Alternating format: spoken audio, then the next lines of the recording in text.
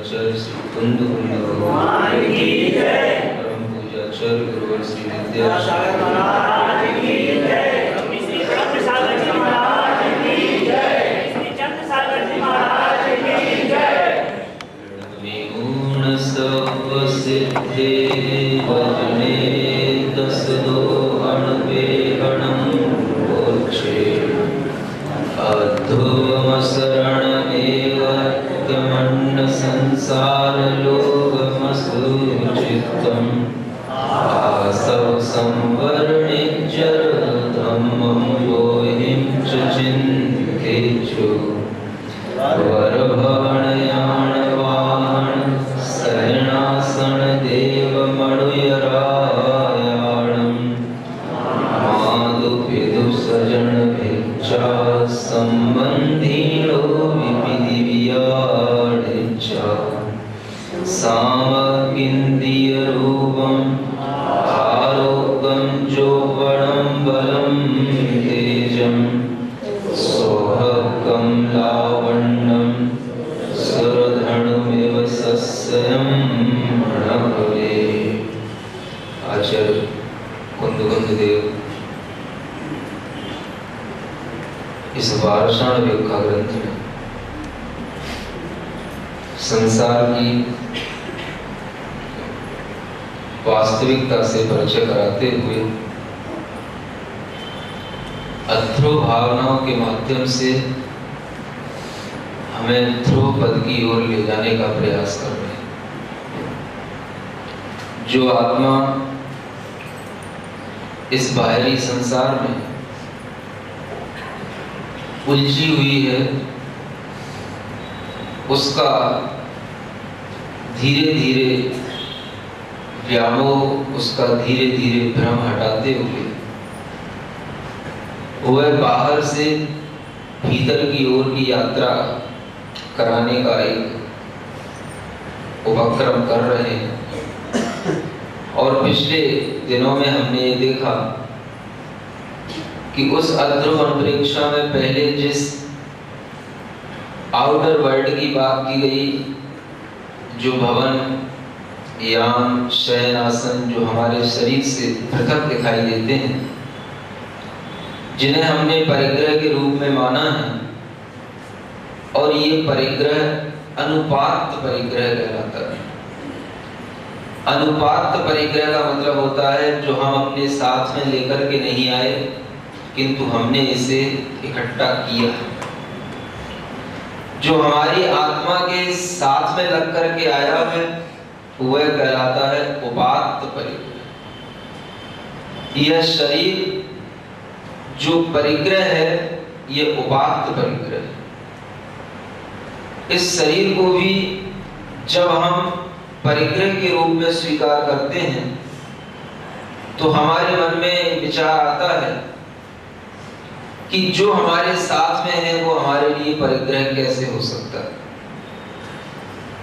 कोई भी आत्मा बिना शरीर के कभी भी उत्पन्न नहीं होता, और वह आत्मा जो शरीर के साथ उत्पन्न हुआ है, शरीर के साथ रहता तो है, जीवन जीता है, लेकिन इस शरीर को छोड़ करके चला भी जाता है।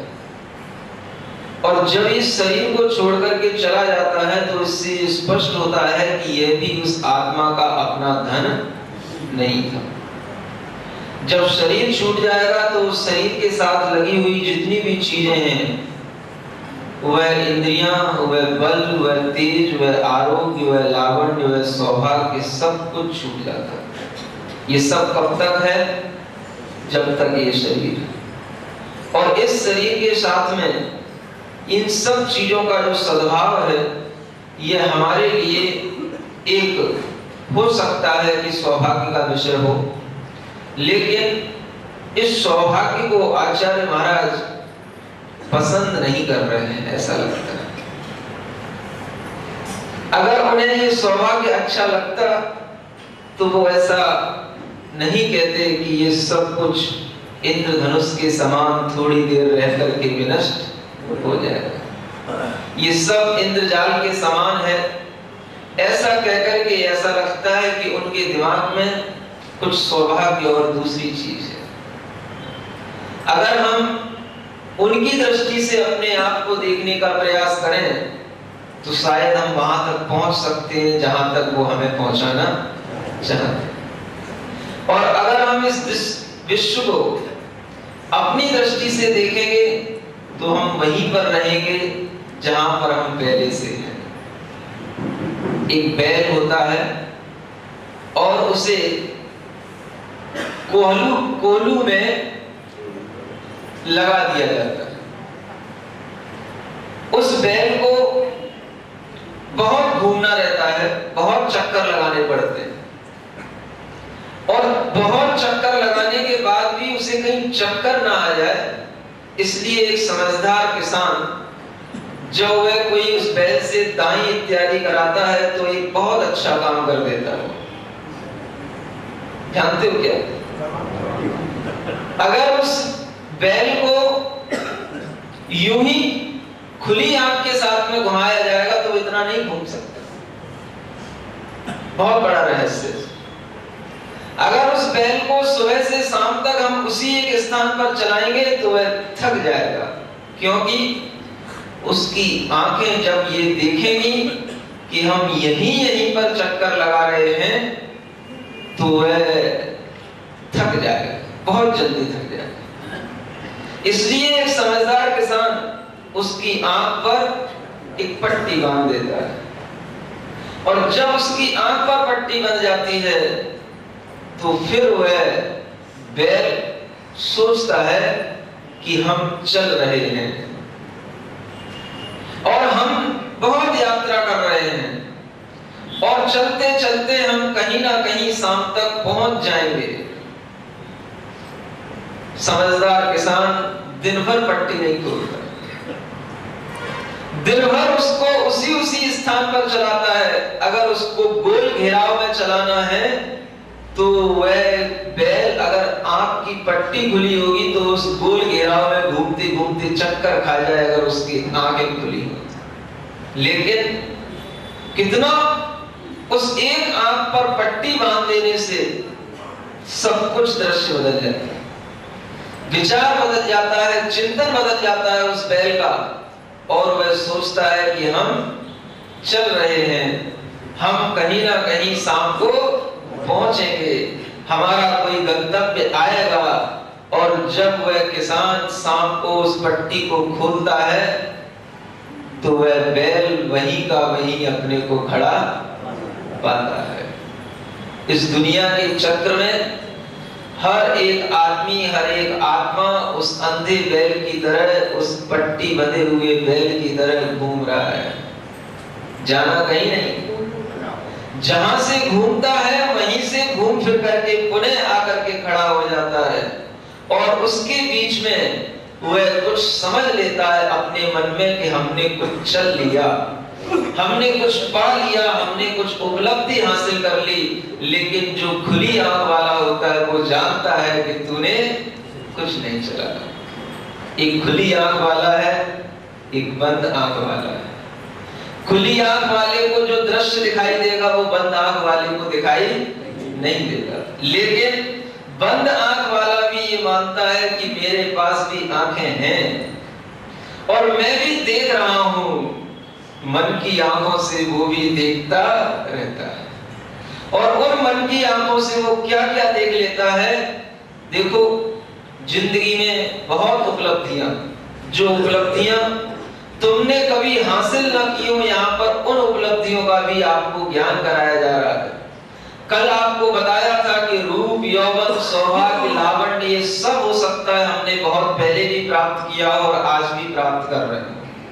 सबके पास में वह सब कुछ है, लेकिन कुछ ऐसी भी और दुनिया में चीजें हैं जो या तो पहले हो गई हैं और या फिर हमारे सामने परोक्ष रूप में हैं। उन चीजों के लिए भी यहाँ पर बताया जा रहा है कि हम उनका भी ज्ञान करें जिन्हें बहुत बड़ी उपलब्धि कहा जाता है। और वह क्या है, आगे इस 5वें नंबर के इस गाथा में पढ़ने का प्रयास करते हैं। जल बुद्ध सक् धनु खण रुच रुचि घन सोमिव चित्थिरं णहवे अहमिन्द्रठाणायं बलदेव बहुदीपज्जाया।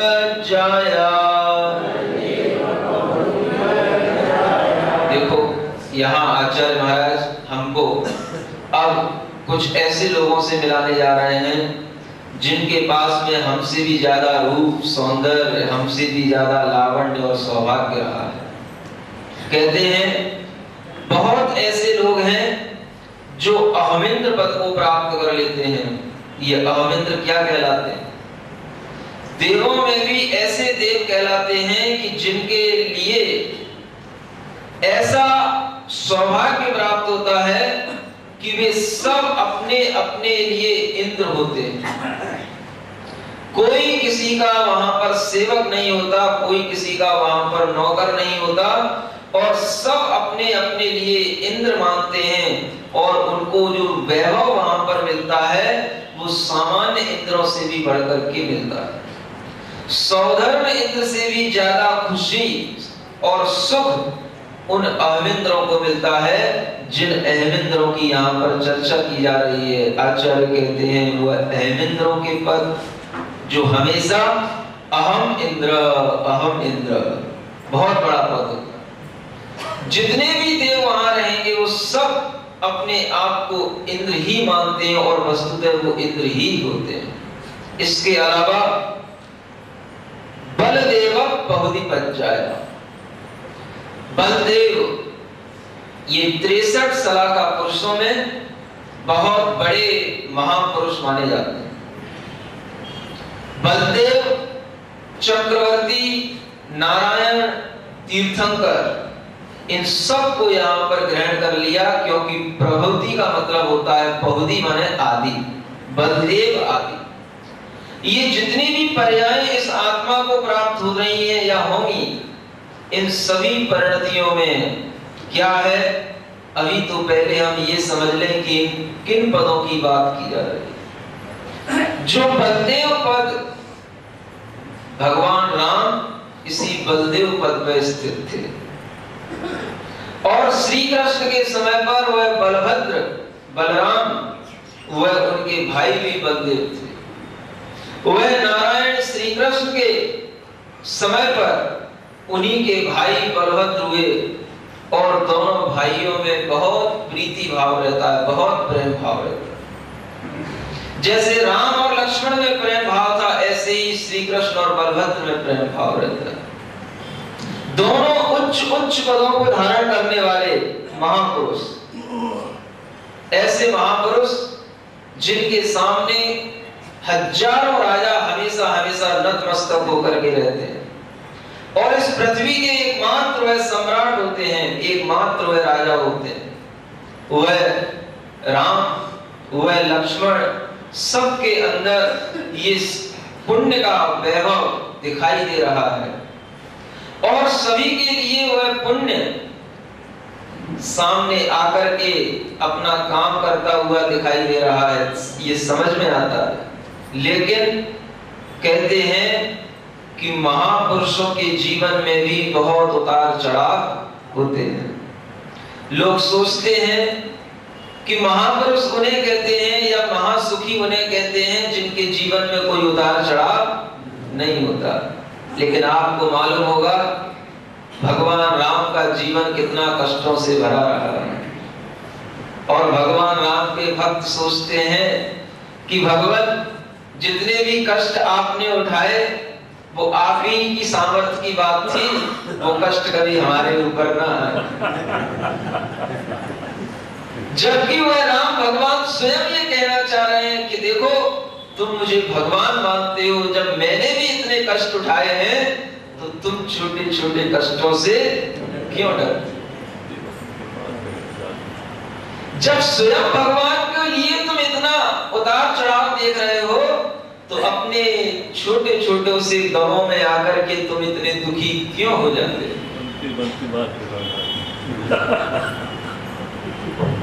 बात बनती तो है, और वह बात भाग्य से बनती है। राजा हैं, राजकुमार का पद उन्हें मिलेगा और वह राजत्व के पर्याय का उपभोग वह करेंगे। ऐसे राजा दुनिया चाहती है कि भगवान ये राम ही सिंहासन पर बैठे हैं, दुनिया चाहती है। लेकिन जब जब युद्ध हुए हैं और जब जब बात बिगड़ी है, अपने घर से ही बिगड़ी है। जब जब बिगड़ी कोई भी बात, कोई भी संबंध होते होते अगर बिगड़ा है तो बाहर वाला कभी नहीं बिगाड़ता। बाहर वाला तो चाहता है कि ये हो जाए, लेकिन घर के ही लोग उसको बिगाड़ देते हैं। राम का संबंध उस राज सिंहासन से होना था, राम के लिए वह राज सिंहासन मिलना था, लेकिन जिसके बीच में रात उसकी क्या बात। बस एक रात में सब खेल पासा पलट गया, जैसे शतरंज का पासा होता है, और वह एकदम राजा चारों खाने चित। केवल एक रात बीच में थी, घोषणा हो चुकी है राजमहल में कि सुबह राज सिंहासन पर राम को बैठाया जाएगा, और शाम को वह कई वह रोने लगी। क्या हो रहा है? बहुत विदुषी महिला थी वो। पद्म पुराण में उसका जब कथन आता है तो बहुत साहसी महिला थी, और इतनी साहसी थी कि उस समय पर वो महिला होकर के भी युद्ध के कौशल में प्रवीण थी। दशरथ को उसने युद्ध में जिताया था सारथी बनकर के। दशरथ के रथ की सारथी बनी थी वो केकई, और उसने दशरथ के लिए युद्ध के समय पर जब जिताया तो उस समय पर दशरथ ने कहा था, तुमने मुझे युद्ध में विजयी बनाया है, मांग लो क्या मांगना है। देखो कितनी बुद्धिमान थी वो। उसने कहा, अभी तो हमारे पास सब कुछ है और आप मिल गए तो सब मिल गए, अभी कुछ नहीं मांगना, देखा जाएगा समय पर मांगे। और उसने उसी रात को रोने का नाटक किया, रो रही है। सब राजमहल में खबर पहुंच गई कि कहीं रो रही है। दशरथ पहुंच गए वहां पर, क्यों रो रही है? देखो, आपने हमको एक वचन दिया था, और वह वचन क्या था कि समय पर आकर के आप जो भी चाहे हमसे मांग लेना। आज वह समय है और हम ये चाहते हैं कि हमारा पुत्र जो भरत है वह राज सिंहासन पर बैठे, बस और कुछ नहीं। और अगर आपके लिए ये लगे कि अगर छोटा भाई राज सिंहासन पर बैठेगा और बड़ा भाई राज सिंहासन पर ना बैठे, तो फिर आप ये काम भी कर सकते हैं कि उसके लिए कुछ समय का वनवास भी दे सकते हैं। लेकिन हमारी शर्त क्या है? वचन आपको निभाना है, और वह वचन अगर आप निभाएंगे तो आपका बेटा आपकी बात जरूर मानेगा, क्योंकि वो राम है। राम है, और जैसे राम है वैसे ही लक्ष्मण, कम नहीं। अगर पिता ने कहा बेटा तुम्हें सिंहासन पर बैठना है तो बेटा बैठने को तैयार है, और पिता ने बैठते बैठते कह दिया बेटा बस मत बैठो, रुक जाओ, हट जाओ और यहां से चले जाओ, कोई बात नहीं, पिताजी चला जा रहा। राम का नाम तो सब लेते हैं, राम की चर्चा भी सब करते हैं, और सब चाहते हैं कि यहाँ पर राम का साम्राज्य हो, लेकिन राम जैसे बेटे जब होंगे तब राम का साम्राज्य इस धरती पर होगा।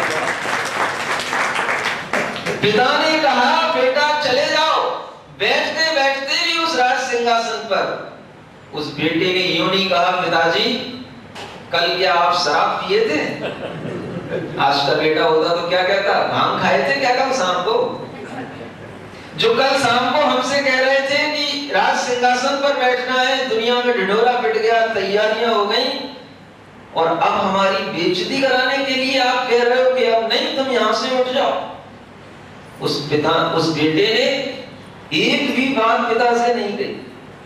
और उसी समय पर जैसी आपकी आज्ञा, ये कहलाता है पुत्रत्व। जैसी आपकी आज्ञा, जैसे ही उसने कहा कि जैसी आपकी आज्ञा, तो राजा दशरथ की आंखों में आंसू आ गए। धन्य है हम जो हमने ऐसे महान पुत्र को जन्म दिया, जिसने एक बार भी पलट कर